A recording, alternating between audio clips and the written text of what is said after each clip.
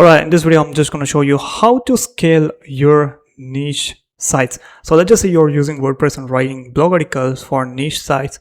So first what you want to do is populate, get the semantic keywords and everything. So let's just say let's create a topical map for niche, for blogging niche called AI tools, and hit enter.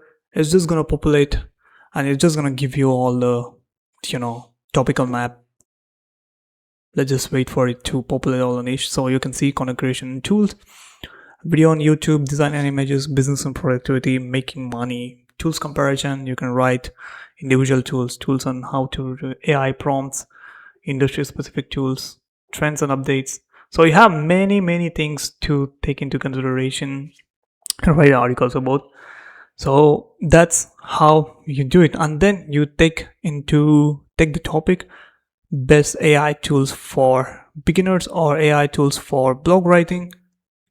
Copy this, go to the URL, click on add SEO article, enter the URL right here, click on add keyword.